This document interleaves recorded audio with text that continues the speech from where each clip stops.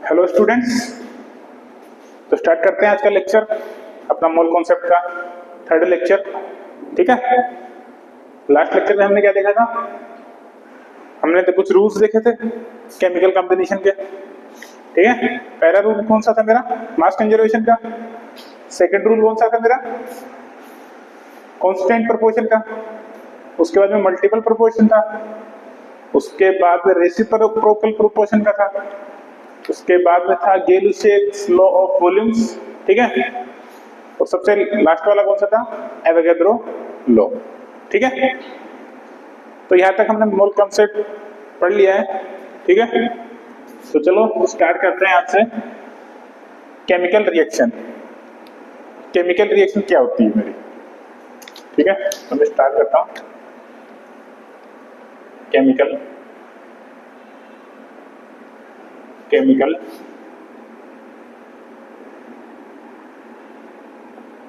Reaction समझते हैं। Chemical reaction क्या है मेरी? देखो, केमिकल रिएक्शन में होता क्या है कि मेरे जो रिएक्टेंट साइड के एलिमेंट्स हैं उनके बॉन्ड ब्रेक होंगे और प्रोडक्ट साइड में जो एलिमेंट है उनके बॉन्ड बनेंगे। ठीक है, मतलब बॉन्ड बनना और टूटना, ये प्रोसेस किसके अंदर इन्वॉल्व होती है? केमिकल रिएक्शन के अंदर। एक एग्जांपल से समझते हैं। देखो, हम देखते हैं फॉर्मेशन ऑफ H2O कि H2O बनता कैसे है। ठीक है, मेरे पास देखो H2O क्या होता है? H2O, दो हाइड्रोजन और एक ऑक्सीजन। ठीक है, तो एक H2 मॉलिक्यूल होगा, एक ऑक्सीजन का मॉलिक्यूल होगा, वो दोनों मिलके क्या बनाएंगे? H2O बनाएंगे। ठीक है, तो स्टार्ट करता हूं। मेरे पास एक हाइड्रोजन मॉलिक्यूल है, ठीक है, प्लस एक ऑक्सीजन का मॉलिक्यूल है। ठीक है, H2 है, O2 है, और मेरे पास एक और H2 का मॉलिक्यूल है। हमको हाइड्रोजन बनाने के लिए दो मॉलिक्यूल ऑफ H2 रिक्वायर्ड होगा और एक मॉलिक्यूल ऑफ ऑक्सीजन रिक्वायर्ड होगा। ठीक है, चलो अब देखते हैं हमने क्या समझा इसमें कि पुराने बॉन्ड ब्रेक होंगे और नए बॉन्ड बनेंगे। ये मेरा हाइड्रोजन का बॉन्ड ब्रेक हुआ, ठीक है, ये मेरा बॉन्ड ब्रेक हुआ और ये बॉन्ड ब्रेक हुआ। इससे बनेगा क्या मेरा? देखो, इसे प्रोडक्ट देखते हैं क्या बनेगा। देखो, ये बॉन्ड ब्रेक हुआ तो ऑक्सीजन दो बॉन्ड बनाएगा, तो ये वाला हाइड्रोजन जाके इसके साथ कंबाइंड हो जाएगा और ये वाला भी इसी के साथ हो जाएगा। ठीक है, ये वाला हाइड्रोजन जाके इसके साथ कंबाइन होगा और ये वाला भी इसी के साथ कंबाइन होगा। ठीक है, तो H2 दो हाइड्रोजन और एक ऑक्सीजन। ठीक है, पुराने बॉन्ड बने और नए बॉन्ड बने, देखते हैं कैसा बने। H2O, oxygen, hydrogen, hydrogen. ठीक है, एक ऑक्सीजन से दो हाइड्रोजन मेरे कनेक्ट हो चुके हैं। ठीक है, कितने मोल ऑफ H2O बने हैं मेरे? मेरे बने 2 मोल। इसको मैं ऐसे लिख दो कि 2 moles of H2O formed, कि 2 mole of H2O produced। ठीक है, दो मॉलिक्यूल मेरे H2O के बने।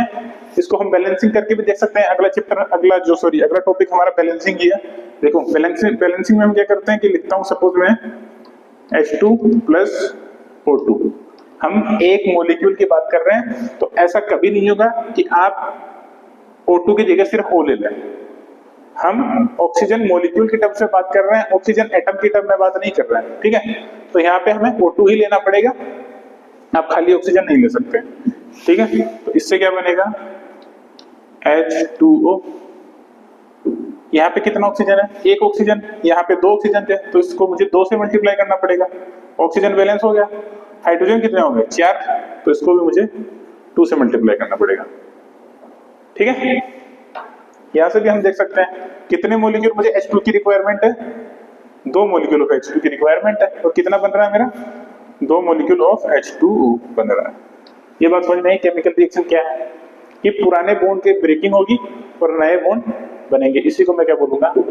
Chemical reaction. ठीक है, चलिए आगे चलते हैं। आगे हम पढ़ते हैं balancing of chemical reaction. Balancing of chemical reaction, ठीक। आगे पूरे चैप्टर में काम आने वाली चीज है balancing of chemical reaction. Heading लगाते हैं बैलेंसिंग ऑफ केमिकल रिएक्शन, ठीक है। किसी भी केमिकल रिएक्शन को मैं बैलेंस कैसे करूंगा, ठीक है।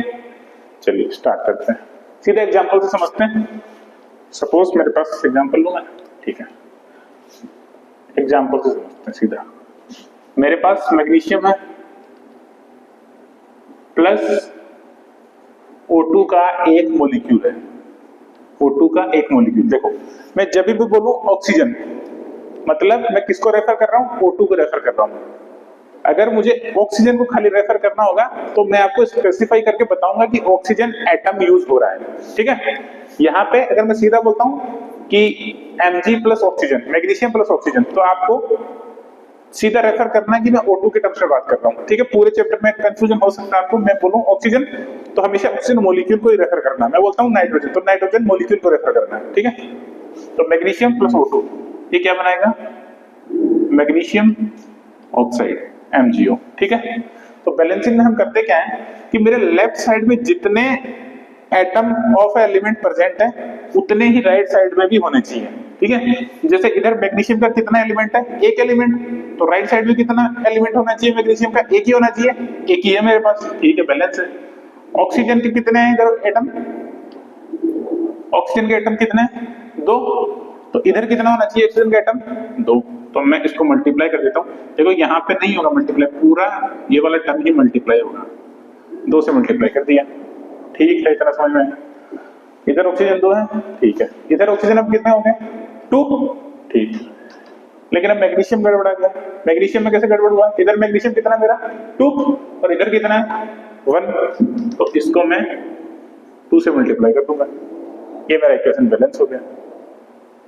सारी बात समझ में इजी है। एक और एग्जांपल देखते हैं, एक और एग्जांपल देखते हैं। मैं लेता हूं कि KClO3, इसको मैं हीट करूंगा तो बनेगा मेरा KCl प्लस O2, ठीक है। KClO3 KClO2, इसको सोल्व करने का ट्राई करें।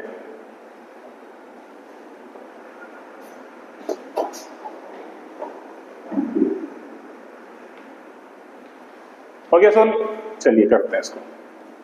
देखो पोटेशियम कितना है मेरा, 1 है, इधर कितना है 1, बैलेंस है। क्लोरीन कितना है इधर 1, इधर कितना है क्लोरीन 1, बैलेंस है। ऑक्सीजन इधर कितना है 3, इधर कितने हैं 2, तो दिक्कत नहीं है। तो इसको बैलेंस कैसे करें, मुझे ऑक्सीजन को दोनों तरफ बराबर बनाना है, या तो इस 3 को मैं 2 कर दूं या इस 2 को मैं 3 कर दूं। तो कैसे होगा, यहाँ पे नंबर मैं चेंज कर नहीं सकता, मुझे इस टर्म को मल्टीप्लाई करना पड़ेगा। तो मैं इसको मल्टीप्लाई कर देता हूं किससे, 3/2 से। 2 से 2 कैंसिल आउट हो जाएगा और मेरा 3 ऑक्सीजन बच जाएगा। इधर भी मेरा 3 ऑक्सीजन, उधर भी 3 ऑक्सीजन हो जाएगा, ठीक है। अब इस फ्रैक्शन को मुझे हटाना है, इसको हटाने के लिए मैं क्या करूंगा, इस पूरी इक्वेशन को, देखो पूरी इक्वेशन को मैं कभी भी मल्टीप्लाई कर सकता हूं मेरी कन्वीनियंस के हिसाब से। इससे बाकी चीजों पे कुछ फर्क नहीं पड़ने वाला, बाकी चीजें सब कुछ सेम रहने वाली हैं। अगर मैं किसी भी इक्वेशन को किसी फैक्टर से मल्टीप्लाई करता हूं तो कुछ फर्क नहीं पड़ने वाला। बस मैं अपनी फायदे के लिए ये चीज कर सकता हूं, कभी कभी मैं करूंगा, आप देखेंगे जैसे अभी मैं करने वाला हूं। मैं इस पूरी इक्वेशन को कितने से मल्टीप्लाई करूं, 2 से, तो मेरा फ्रैक्शन रिमूव हो जाएगा, ये जो 3/2 है। कैसे होगा, देखो पूरी इक्वेशन को मुझे 2 से मल्टीप्लाई करना है, तो क्या बनेगा 2 KClO3 गिव्स क्या 2 KCl प्लस 2 से 2 कैंसिल आउट हो जाएगा, बनेगा 3O2।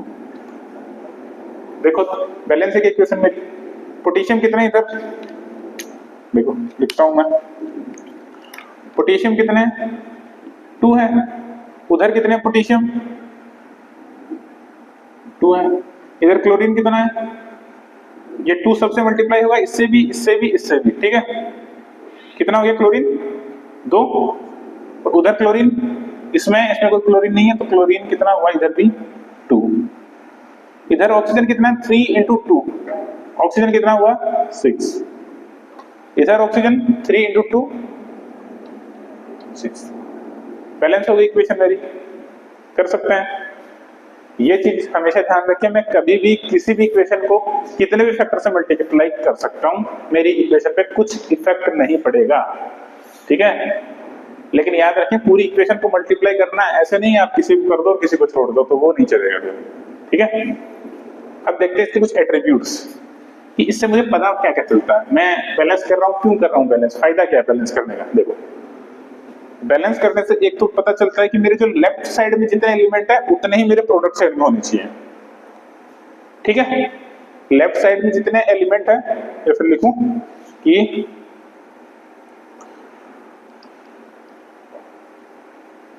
Element at RHS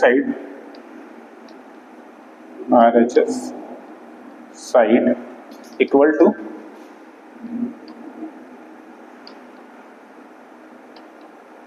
element at LHS side. पहली बात तो ये हुई। दूसरी चीज, ये कोफिशिएंट जो है, यहाँ पे 2 लिख रहा हूं, यहाँ पे 2 लिख रहा हूं, यहाँ पे 3 लिख रहा हूं, इसका मतलब क्या है, इसका मतलब है स्टोइकियोमेट्रिक कोफिशिएंट, जो मैं अभी आपको आगे बताऊंगा कि स्टोइकियोमेट्रिक कोफिशिएंट, इन कोफिशिएंट को मैं क्या बोलता हूं, stoichiometric coefficient, stoichiometry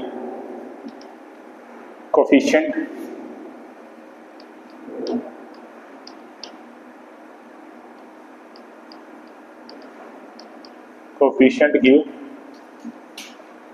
molar ratio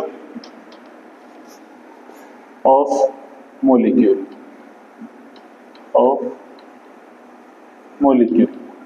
देखो कैसे देता है, stoichiometric coefficient give molar ratio of molecule. ये चीज बताता है कि अगर मेरा KClO3 2 मोल यूज होगा तो ये भी मेरा 2 मोल प्रोड्यूस होगा और ये मेरा 3 मोल प्रोड्यूस होगा। ये बात समझ में आ रही है। ऊपर वाले की बात करें, अगर मेरा मैग्नीशियम 2 मोल यूज होगा तो ये मेरा 1 मोल यूज होगा और ये मेरा 2 मोल प्रोड्यूस होगा। मोल्स की भी हम आगे बात करेंगे, ठीक है। ये बात समझ में आ रही है। स्टोइकियोमेट्रिक कोफिशिएंट से फायदा क्या हुआ, इससे मुझे मोलर रेशियो का पता चल गया कि ये इतना यूज होगा तो ये इतना बनेगा, इतना बनेगा। ये 1 मोल यूज होगा तो ये 1 मोल बनेगा और ये 3/2 मोल बनेगा। कर सकते हैं, इजी है, ठीक है। तो एक दो एग्जांपल कर लें आप इसके। एग्जांपल में जैसे मैं आपके लिए दे देता हूं, जैसे मैं दे रहा हूं,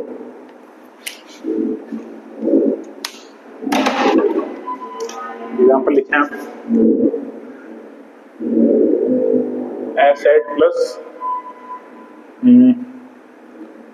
O2 gives SO3। ये बैलेंस कर दिया आपको। सेकंड दे रहा हूं मैं HGO, HGO प्लस, या इसको छोड़ो, सीधा प्रोड्यूस हो रहा है क्या, Hg plus O2। Next equation है मेरी sodium plus H2O give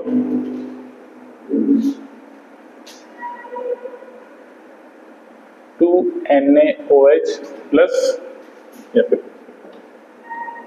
H2, ठीक है।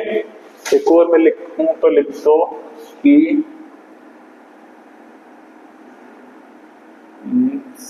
C2H6 प्लस O2, प्रोडक्ट बनेगा मेरा CO2 प्लस H2। इनको सॉल्व करें, इनको सोल्व करें। हो गया सोल्व?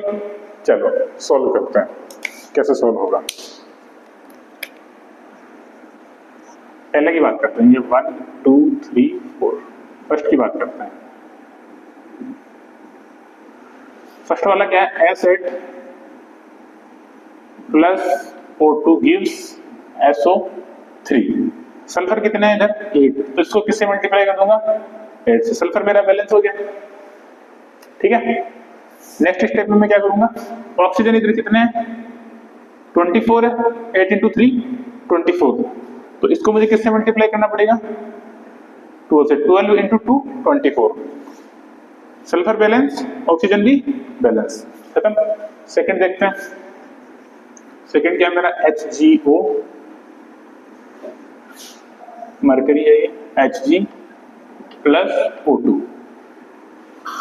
Hg कितना इधर? 1, मरकरी इधर भी 1, बैलेंस है। ऑक्सीजन कितना इधर? 1, इधर कितना है? 2, इधर 1 है, इधर 2 है, तो इसको मैं 2 से मल्टीप्लाई कर दूं, कर दिया। ऑक्सीजन बैलेंस हो गया, इधर भी ऑक्सीजन 2 है, उधर भी ऑक्सीजन 2 है, लेकिन अब मरकरी इधर कितना हो गया? 2, तो इसको मैं किससे मल्टीप्लाई कर दूं? इस वाले मरकरी को 2 से। हो गया बैलेंस। चलो थर्ड में देखते हैं। थर्ड है मेरा सोडियम प्लस H2 गिव्स, क्या दे रहा है?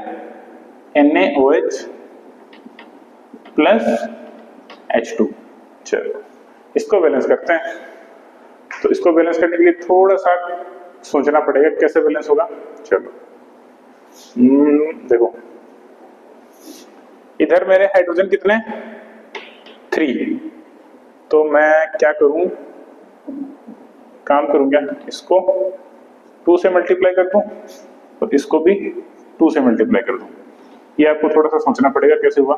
देखो यहाँ पे हाइड्रोजन कितने होंगे? 4, इधर 2 और 2 4 हाइड्रोजन, हाइड्रोजन मेरे बैलेंस है। चलो सोडियम मेरा इधर कितना है? 2, तो इधर मैं लगाता हूँ सोडियम 2, हुआ बैलेंस। इधर ऑक्सीजन कितना है मेरा? 2, इधर भी ऑक्सीजन कितना है मेरा? 2, ठीक है। ऐसे आपको थोड़ा सा सोचना पड़ेगा। अगला देखते हैं फोर्थ। फोर्थ क्या बोल रहा है मेरा? फोर्थ है मेरा C2H6 प्लस O2। O2 के साथ कोई भी रिएक्शन हो तो याद रखें बर्निंग ऑफ एलिमेंट, मतलब किसी भी एलिमेंट को हम बर्न करेंगे, मतलब उसकी रिएक्शन में करा रहा हूं किसके साथ? ऑक्सीजन के साथ, ठीक है। तो प्रोडक्ट क्या बन रहा है मेरा? CO2 प्लस H2, ठीक है। CO2 H2 बन रहा है। इधर कार्बन कितने? 2, तो इसको मैं 2 से मल्टीप्लाई करता हूँ। ऑक्सीजन को मैं लास्ट में करता हूँ बैलेंस, आपको बताता हूँ क्यों। हाइड्रोजन कितने इधर? 6, तो इधर मैं कितने से मल्टीप्लाई करता हूँ? 3 से। 6 हाइड्रोजन हो गया। ऑक्सीजन कितना है इधर? ऑक्सीजन है मेरा इधर 4 प्लस 3, कितना है? 7 है। 7 ऑक्सीजन हो गया ना, 2 और 3 7, ठीक है। तो इसको मुझे किससे मल्टीप्लाई करना पड़ेगा? 7/2 से। अरे बात समझ, मैं ऑक्सीजन को लास्ट में बैलेंस क्यों कर रहा हूँ? क्योंकि ऑक्सीजन यहाँ पे मेरा सिंगल है, ये किसी के साथ कनेक्टेड और किसी के साथ बॉन्डेड नहीं है। अगर मैं इसको इफेक्ट करूंगा तो खाली इसी में चेंज आएगा, बाकी चीजों में चेंज नहीं आएगा, ठीक है। देख लो इधर कार्बन कितना है, देखो 2 है, हाइड्रोजन कितना है इधर? 6 है, इधर कार्बन कितना है? कार्बन मेरा 2 है, हाइड्रोजन कितना है? 6 है। ऑक्सीजन कितना है इधर? ऑक्सीजन इधर 7, उधर भी ऑक्सीजन कितना है?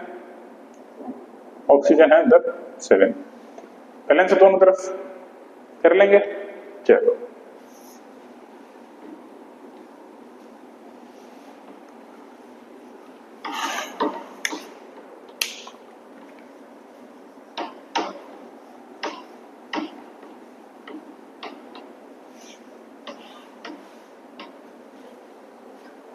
ये हुआ हमारा बैलेंसिंग ऑफ इक्वेशन। आगे हम पढ़ेंगे स्टोइकियोमेट्री, थोड़ा सा स्टोइकियोमेट्री और समझेंगे क्योंकि बार बार यूज होने वाली चीज है, वो समझते हैं। स्टोइकियोमेट्री क्या है मेरा? स्टोइकियोमेट्री, ठीक है।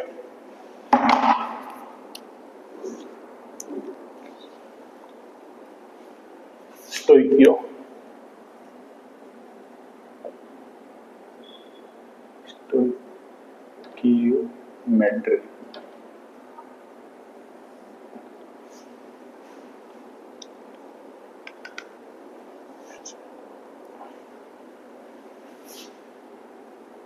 स्टोइकियोमेट्री, ठीक है। स्टोइकियोमेट्री क्या है, देखो स्टोइकियोमेट्री या फिर इसको बोलते हैं स्टोइकियोमेट्री कोफिशिएंट। कोई भी कोफिशिएंट जो किसी इक्वेशन को बैलेंस करने में यूज है, उसी को मैं क्या बोलता हूं, स्टोइकियोमेट्री कोफिशिएंट। तो इसको मैं लिख सकता हूं कि कोफिशिएंट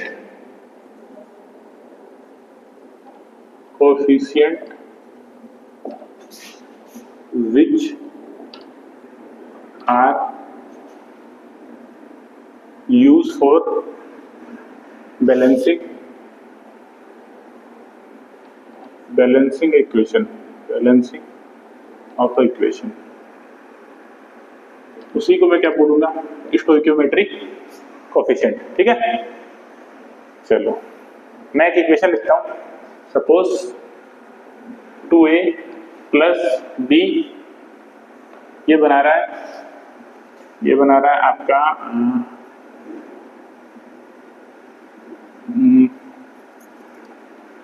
c प्लस d, कितना ये आपका बना रहा है सपोज 2c और 3d, ये बना रहा है, कोई प्रोडक्ट बना रहा है, ठीक है।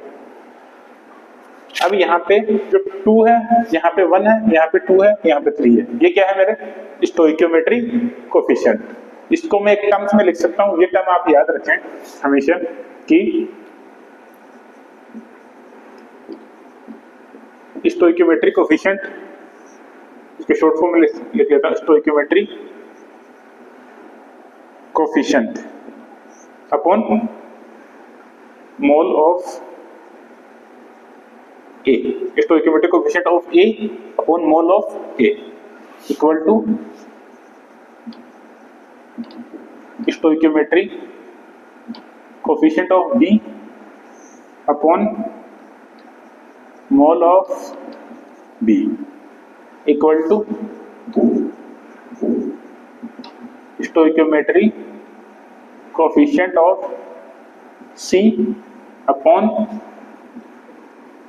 मोल ऑफ C, ठीक है, equal to stoichiometric coefficient of D upon mole of D। ये चीज हमेशा याद रखें, ये रेशियो हमेशा मेंटेन होना चाहिए और होता है, आप करके देख भी सकते हैं, देखो बताते हैं, ठीक है। ये बार बार यूज होगा, इसलिए ये चीज याद रखें, ठीक है। इसको मैं एक टर्म में और लिख सकता हूं कि इसको ऐसा लिख सकता हूं, mole of A upon mole of, पूरा लिखे, mole of A upon mole of B equal to stoichiometry coefficient of A, stoichiometry coefficient of A upon stoichiometry coefficient of B। ये चीज भी हमेशा आप याद रखें कि जो मोल का रेशियो होता है वही इनके स्टोइकियोमेट्रिक कोफिशिएंट का रेशियो होता है, ठीक है। एग्जांपल के लिए देख लेते हैं कि सपोज इसके मेरे 4 मोल हैं, इसका मेरा 2 मोल है, इसका मेरा 4 मोल बनेगा, इसका मेरा कितना बनेगा, इसका मेरा बनेगा 6 मोल, ठीक है। अप्लाई करो ये चीज, ये सारे मोल्स हैं, चलो करते हैं अप्लाई ये वाली चीज। स्टोइकियोमेट्रिक कोफिशिएंट ऑफ ए का स्टोइकियोमेट्रिक कोफिशिएंट कितना है, ए का स्टोइकियोमेट्रिक कोफिशिएंट कितना है 2 upon mole of A, mole of A के कितने मोल है 4 equal to stoichiometric coefficient of B, stoichiometric coefficient of B कितना है 1 है, तो 1 by mole of B, mole of B equal to stoichiometric coefficient of C कितना 2 upon mole of सी कितने mole इसके 4 equal to stoichiometric coefficient of D कितना 3 upon mole of D कितने mole है 6। सोल्व करो इसको, कैंसिल आउट होगा कितना आएगा 1/2, ये पहले 1/2 है, इसको कैंसिल आउट करो कितना आएगा 1/2, इसको कैंसिल आउट करो कितना आएगा 1/2। क्या रेशियो बराबर आ रहा है क्या, रेशियो बराबर आ रहा है क्या, आ रहा है बिल्कुल। तो ये चीज हमेशा याद रखें, बार बार यूज होगी, सेम चीज बार बार यूज होगी। मैं फिर बता रहा हूँ आपको, क्वेश्चन बनाओगे तो यही चीज होगी, इसी पे समझ लो मोल कॉन्सेप्ट बेस्ट है आपका पूरा का पूरा, ठीक है। स्टोइकियोमेट्रिक कोफिशिएंट क्या होते हैं, ये रेशियो कैसे होता है कि इनके मोल का रेशियो होगा वही इनके स्टोइकियोमेट्रिक कोफिशिएंट का रेशियो होगा, ठीक है। ये चीज सेम है, इसको आगे करो तो इनमें आगे कंटिन्यू कर सकते हो, ठीक है, कि मतलब यहां से समझ गया ना कि इनका रेशियो भी बराबर होगा, ठीक है। आ रही बात समझ में, चलो तो फिर हम आगे स्टार्ट करते हैं। मोल, व्हाट इज मोल, मोल देखो मोल क्या है, मोल इधर बताए, देखते हैं मोल क्या है। मोल की हम बात तो कर रहे हैं लेकिन मोल एक्चुअल में होता क्या है। देखो मोल जो है वो किसी भी सब्सटेंस को मेजर करने का एक यूनिट है इन टर्म्स ऑफ मॉलिक्यूल, ठीक है। तो मोल क्या है, mole is a measurement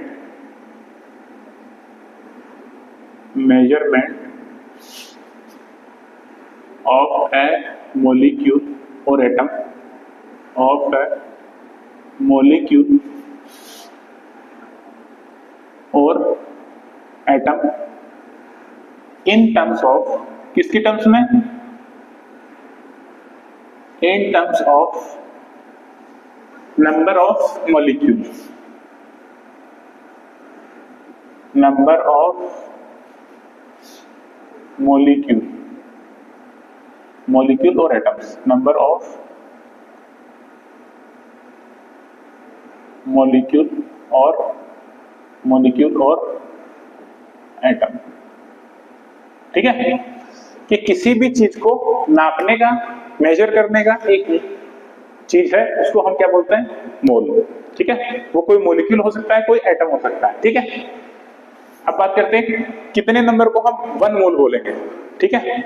example लेते हैं, आप बाजार में जाते होंगे केला खरीदने सपोज, तो आप बोलते हैं कि मुझे 1 डजन केला दे दो, मतलब 1 डजन केला आपको चाहिए, तो 1 डजन में कितने नंबर होते हैं, 1 डजन इक्वल टू 12, ठीक है। आप बोलेंगे मुझे 1 डजन केला दे दो, तो आपको 12 केले वो आपको दे देगा जो भी शॉपकीपर होगा, ठीक है। लेकिन इन टर्म्स ऑफ मोल बात करें तो 1 मोल इक्वल टू होता है, 1 mole equal to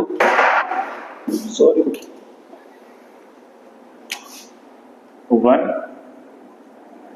mole equal to 6.022 into 10⁻23। इसी को मैं क्या बोलता हूं, एवोगैड्रो नंबर, ठीक है। शॉर्ट फॉर्म है इसका NA, एवोगैड्रो नंबर, यही है मेरा एवोगैड्रो नंबर। मैं बोलता हूं मेरे पास 1 डजन केला है, मतलब मेरे पास कितने केले हैं 12 केले हैं, ठीक है। मैं बोलता हूं मेरे पास 1 मोल ऑफ हाइड्रोजन मॉलिक्यूल है, सॉरी मैं बोलता हूं मेरे पास 1 मोल ऑफ हाइड्रोजन मॉलिक्यूल, मेरे पास क्या है, मेरे पास है 1 मोल ऑफ H2 मॉलिक्यूल, मतलब मेरे पास कितने मॉलिक्यूल ऑफ हाइड्रोजन है, 1 मोल में कितने नंबर होते हैं, मतलब मेरे पास कितने हैं 6.022 into 10⁻23 मोलिक्यूल ऑफ H2। मेरे पास कितने मोलिक्यूल होंगे? 6.023 into 10 to the power 23 molecule of H2। आगे बात समझिए, मोल क्या है? मोल किसी भी चीज को मेजर करने का एक यूनिट है इन टर्म्स ऑफ नंबर, मतलब इन टर्म्स ऑफ मोलिक्यूल या नंबर की काउंट करके बताऊंगा मैं कितने हैं मेरे। ठीक है, इजी चीज है। ये हो गया, चलिए आगे चलते हैं।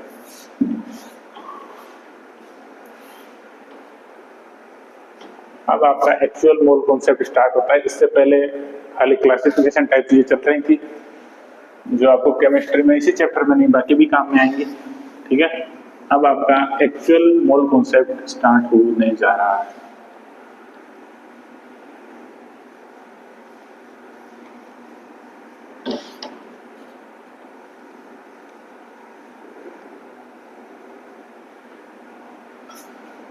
ठीक है, चलिए स्टार्ट करते हैं। आगे मैं बढ़ने जा रहा हूं एटॉमिक मास के ऊपर कि एटॉमिक मास क्या होगा मेरा। देखो अलग अलग टाइप के 3-4 टाइप के मासेस हैं, इनमें 1 बाय 1 मैं स्टार्ट करता हूं। तो सबसे पहला है मेरा एटॉमिक मास। सबसे पहला क्या मेरा? एटॉमिक मास। एटॉमिक मास क्या होगा? देखो एक एटम के अंदर जितना मास होगा उसी को मैं क्या बोलूंगा? मेरा एटॉमिक मास। कि mass of one atom equal to atomic mass. ठीक है, तो इसको मैं लिखूं कि mass of atom is atomic मास। कि एक मास का मेरा जितना एक एटम का जितना मास होगा उसी को मैं क्या बोलूंगा? Atomic mass. चलो इतने बात समझ में आया। मान लेते हैं कि मेरे पास ये एक एटम है। ठीक है, यहाँ पे एक प्रोटॉन है, एक न्यूट्रॉन है और इलेक्ट्रॉन चारों तरफ घूमता रहता है बाहर। यहाँ पे मैं मान लेता हूँ इलेक्ट्रॉन है। ठीक है, समझ में आ रहा है? ये मेरा क्या है? प्रोटॉन है, ये न्यूट्रॉन है और ये बाहर क्या है? मेरा इलेक्ट्रॉन है। चलो तो स्टार्ट करते हैं कि मास ऑफ एटम की इस टोटल का मास में लिखूं तो वो क्या होना चाहिए? मेरा एटॉमिक मास। तो मैं इसको लिख देता हूं कि atomic mass equal to mass of proton का मास।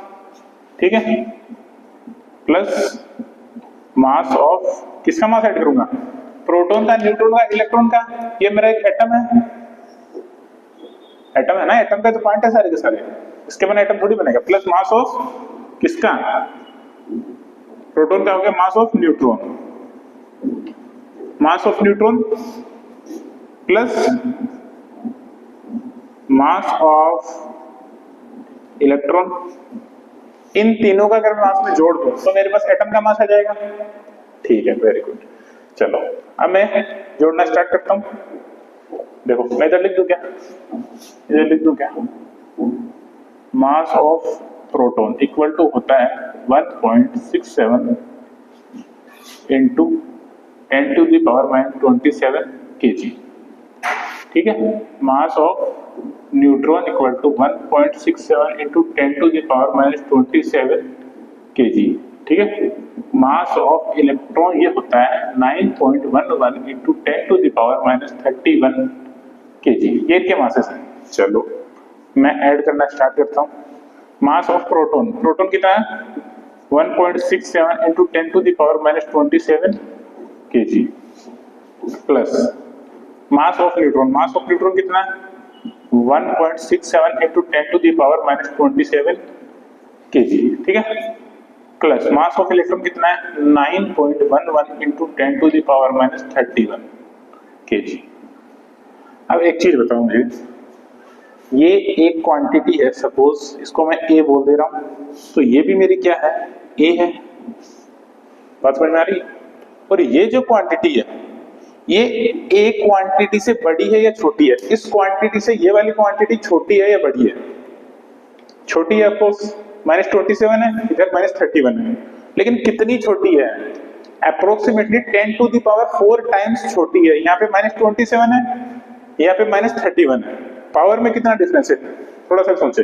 इधर 10 टू द पावर 4 टाइम्स ये छोटा है, मतलब अगर ये 10,000 होगा, ये 10,000 होगा तो ये 1 होगा, तो बहुत छोटा अमाउंट है। तो इसको मैं कितना मान लेता हूं, नेग्लेक्ट कर देता हूं, ठीक है। इसको मैं कैन बी नेग्लेक्टेड,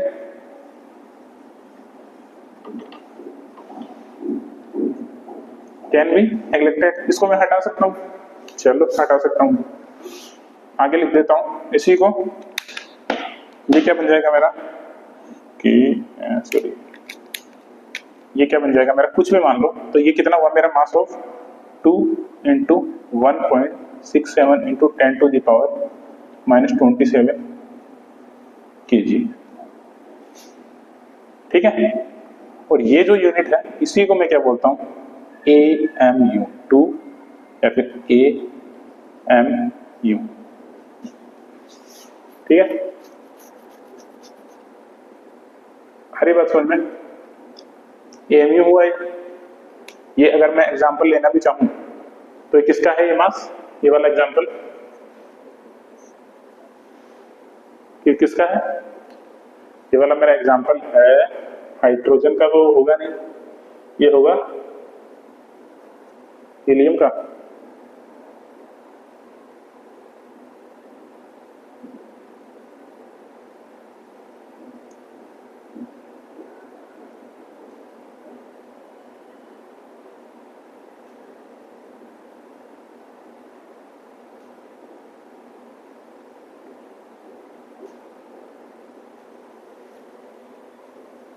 ठीक है, तो ये वाली यूनिट, इसको मैं क्या बोलता हूं, AMU।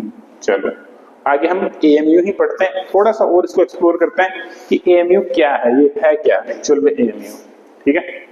एटॉमिक मास समझ में आया कि किसी भी एटम का टोटल मास, उसी को मैं क्या बोलता हूं, एटॉमिक मास, ठीक है। चलो आगे हम पढ़ते हैं AMU। AMU मेरे पास अभी एक टर्म आया, इसको मैं समझता हूं कि AMU क्या होता है एक्चुअल में। AMU क्या होता है, देखो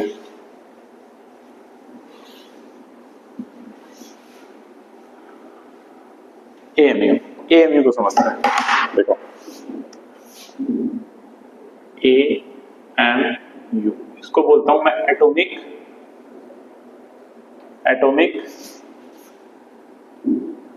mass unit, atomic mass unit, ठीक है। देखो एक चीज आप समझो कि मैं बोलता हूं कि मेरा वेट 100 kg है, एक कॉमन सी बात है, नॉर्मल सी बात है, चलो ठीक है। लेकिन अगर मैं बोलता हूं मेरा वेट 1,00,000 kg है, सॉरी 1,00,000 ग्राम है, तो थोड़ा सा एक कम्युनिकेशन गैप बन जा रहा है, ठीक है। मैं मेरा वेट को अगर मैं केजी में बोलूंगा तो ही एक सही से समझ पाएंगे लोग कि मैं क्या बोलना चाह रहा हूं। अगर मैं बोलूंगा कि मेरा वेट 1,00,000 ग्राम है तो कोई सेंस नहीं बनेगा बात का, ठीक है। तो ऐसे ही एटम का वेट अभी हमने देखा था कितना कम आया था, 1.67 into 10 to the power -27 की टर्म्स में आया था इन केजी, तो वो एक सिग्निफिकेंस नहीं बनाता है। तो उसी को हम थोड़ा सा इजी बनाने के लिए एक एटॉमिक मास यूनिट डिफाइन करते हैं, ठीक है। जैसे एक एग्जांपल के लिए मैं आपको बताता हूं कि मैं इस डिस्टेंस को सपोज 1000 मीटर बोलता हूं, इसी को मैं 1 किलोमीटर भी बोल सकता हूं। तो 1 किलोमीटर सुनने में थोड़ा सा इजी लग रहा है, थोड़ा आइडिया लग पा रहा है कि 1 किलोमीटर कितना होगा। 1000 मीटर से मेरे को एक्चुअल थोड़ा सा कम आइडिया लग रहा है, ठीक है। इसीलिए जो मेरे एटम्स हैं उनके लिए भी मैं एक यूनिट डिफाइन करता हूं, उसी को मैं क्या बोलता हूं, AMU, ठीक है। चलो ये बात हुआ। लेकिन एक चीज बताऊं मुझे, जैसे मान लो किसी ने मीटर डिस्कवर किया होगा तो उसने बोला कि मैं इतनी डिस्टेंस को क्या बोलता हूं, 1 मीटर। एक फिक्स डिस्टेंस है कि इतनी डिस्टेंस को मैं 1 मीटर बोलूंगा, ठीक है। तो ऐसे ही AMU का भी एक स्टैंडर्ड सेट किया गया है कि इतने वेट को मैं 1 AMU बोलूंगा। वो स्टैंडर्ड क्या है, वो स्टैंडर्ड ये है कि वेट ऑफ कार्बन 12, ध्यान रखना कार्बन 12 ही होना चाहिए, 13 14 नहीं होना चाहिए। Weight of carbon 12 is equal to 12 AMU। एक स्टैंडर्ड सेट है कि मैं कार्बन 12 का जो वेट है उसको मैं क्या बोलूंगा, 12 AMU बोलूंगा, ठीक है। तो इसको आगे सिंपलीफाई करते हैं, तो 1 AMU कितना बना मेरा, 1 AMU कितना बना, वेट ऑफ कार्बन 12 अपॉन 12 आएगा, ये बना। कि मैं अगर वेट कार्बन 12 एटम का वेट निकालूं और उसको 12 से डिवाइड कर दूं तो मेरा 1 AMU आना चाहिए, ठीक है। कार्बन 12 में क्या होता है, देखो लिखते हैं, कार्बन 6 नंबर पे आता है, तो इसमें क्या क्या होंगे, 6 प्रोटॉन होंगे, 6 न्यूट्रॉन होंगे, प्लस 6 इलेक्ट्रॉन होंगे। इलेक्ट्रॉन का हम कभी लेता नहीं है, इसको जीरो रीजन कर लेते हैं, मैंने रीजन अभी बता दिया है। चलो सॉरी 6 प्रोटॉन, 6 न्यूट्रॉन और कितना 6 इलेक्ट्रॉन। चलो इन सब का मास में ऐड कर लूं, इसको तो मैं लूंगा नहीं, जीरो है, ठीक है। तो मास, इसको लिख देता हूं मास ऑफ कार्बन, ठीक है। 6 प्रोटॉन प्लस 6 न्यूट्रॉन, 6 कॉमन ले लूं, क्या बचा अंदर, प्रोटॉन प्लस न्यूट्रॉन, ठीक है। तो 6 प्रोटॉन का mass 1.67 into 10 to the power minus 27 plus neutron का मास भी सेम है 1.67 into 10 to the power minus 27। इसको सॉल्व करो, कितना आएगा, 6 into 2 1.67 into 10 to the power minus 27, ये बना। तो ये कितना बना, 12 into 1.67 into 10 to the power minus 27। ये क्या है मेरे पास अभी, मास ऑफ कार्बन 12, ठीक है। इसको मैं पुट कर देता हूं इसके अंदर, ठीक है। तो 1 AMU क्या बनेगा मेरा, 1 AMU क्या बनेगा मेरा, 12 into 1.67 into 10 to the power minus 27 upon क्या बनेगा, 12 से 12 कैंसिल, तो 1 AMU क्या आया मेरा, 1.67 into 10 to the power minus 27। इसको नोट कर लें अच्छे से, इसी को मैं क्या बोलता हूं, 1 AMU क्या, ये वैल्यू है, ये किसमें है, केजी में, ठीक है। इतने वेट को मैं 1 AMU बोलूंगा, ठीक है। हमारी बात समझ में, एक एग्जांपल करके देखें, चलो एक एग्जांपल से आप समझ जाएंगे। मैं बात करता हूं हाइड्रोजन की। हाइड्रोजन में क्या क्या होता है, एक प्रोटॉन होता है और एक इलेक्ट्रॉन होता है, यही होता है ना, न्यूट्रॉन नहीं होता है। चलो करते हैं, एक प्रोटॉन का मास, इन दोनों का मास ऐड करूंगा तो मेरे पास टोटल हाइड्रोजन का मास आ जाना चाहिए ना, यही तो बात है, क्योंकि इसके अंदर दो ही चीजें हैं, इसका मास मैं कभी लेता नहीं। तो क्या बना मेरे पास, 1 प्रोटॉन, 1 इंटू प्रोटॉन का mass 1.67 into 10 to the power minus 27 kg।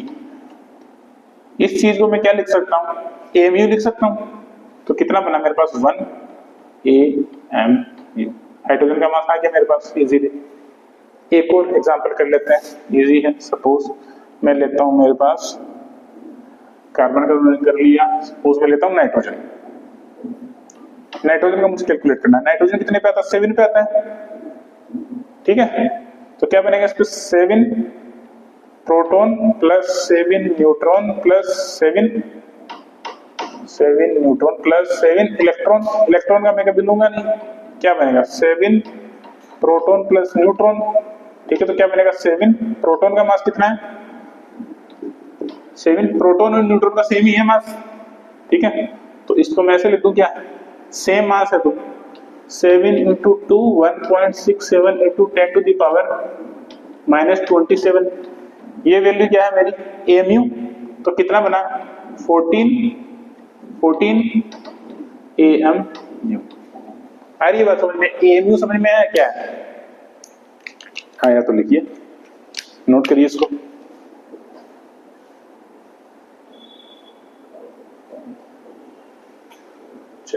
आगे देखते हैं, देखिए एटॉमिक मास हमने देख लिया है, AMU हमने देख लिया है।